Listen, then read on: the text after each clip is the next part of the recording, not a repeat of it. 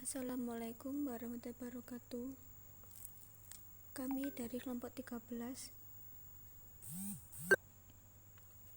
akan mempresentasikan tentang makalah analisis butir soal uraian tingkat kesukaran dan daya beda. Sebelumnya, kami akan memperkenalkan anggota kami yang beranggota Vika Purnamasari NIM 1960040 dan Yulianti Dwi Utami NIM 1966073. Selanjutnya, kami akan menjelaskan tentang pengertian analisis butir soal. Analisis butir soal merupakan suatu prosedur yang sistematis yang akan memberikan informasi-informasi yang sangat khusus terhadap butir tes yang akan kita susun. Analisis butir soal pada dasarnya bertujuan untuk mengetahui apakah setiap item soal benar-benar baik, sehingga diperlukan analisis terhadapnya. Analisis item soal terutama dapat dilakukan untuk tes objektif, di mana tes objektif merupakan alat evaluasi hasil belajar mengajar yang mengukur kepada objek-objeknya. Hal ini tidak berarti bahwa tes uraian tidak dapat dianalisis, akan tetapi memang dalam menganalisis butir tes uraian belum ada pedoman cara standar. Kegiatan menganalisis butir soal merupakan proses pengumpulan, peringkasan, dan penggunaan informasi dari jawaban siswa untuk membuat keputusan tentang setiap penilaian. Analisis butir tes merupakan kegiatan penting dalam upaya memperoleh instrumen yang berkategori baik. Analisis ini meliputi menentukan validitas dan relabilitas tes dan analisis butir tes. Kemudian, tujuan analisis butir soal. Pertama, mengkaji dan menelaah setiap butir soal agar diperoleh soal yang bermutu sebelum digunakan. Yang kedua, meningkatkan kualitas tes melalui revisi atau membuang soal yang tidak efektif. Yang ketiga, mengetahui informasi diagnostik pada siswa, sudahkah mereka memahami materi yang telah diajarkan. Yang kedua, analisis tingkat kesukaran soal uraian.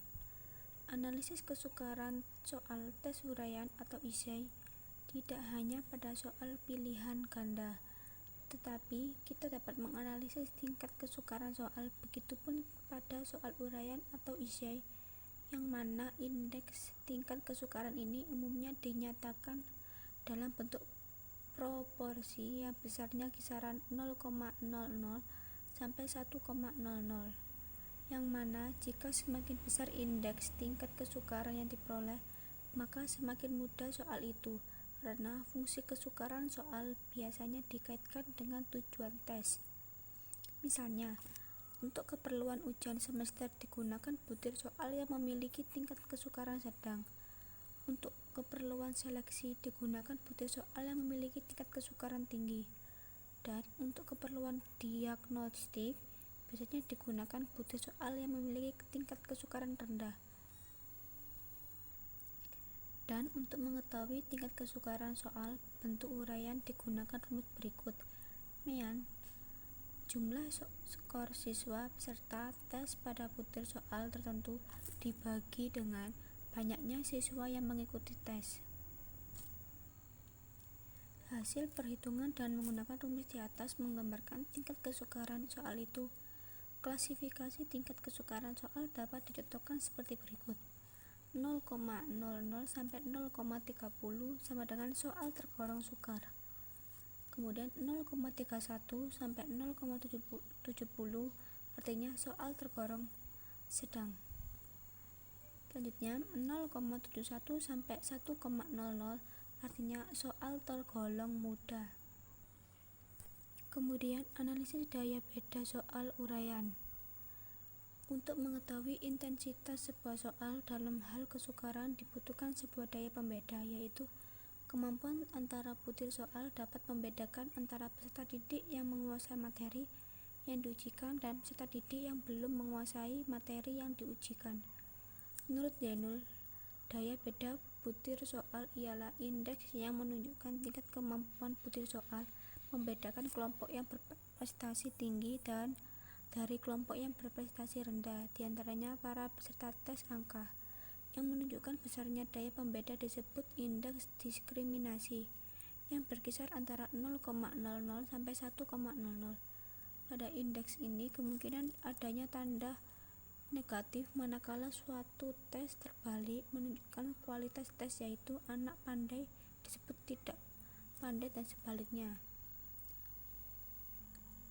Dengan demikian ada 3 titik daya pembeda, yaitu min 1,00 artinya daya pembeda negatif, 0,00 artinya daya pembeda rendah, dan 1,00 artinya daya pembeda tinggi atau positif. Cara menentukan daya pembeda soal uraian. Pada soal tes isai atau uraian, untuk mencari indeks diskriminasi menggunakan rumus sebagai berikut. Daya pembeda sama dengan rata-rata kelompok atas dikurangi rata-rata kelompok bawah, kemudian dibagi dengan skor maksimum soal. Kesimpulannya, kegiatan menganalisis butir soal merupakan suatu kegiatan yang harus dilakukan guru untuk meningkatkan mutu soal yang telah ditulis. Kegiatan ini merupakan proses pengumpulan, peringkasan, dan penggunaan informasi dari jawaban siswa untuk membentuk keputusan tentang setiap penilaian. Sekian presentasi dari kami, jika ada kurangnya mohon dimaafkan. Wassalamualaikum warahmatullahi wabarakatuh.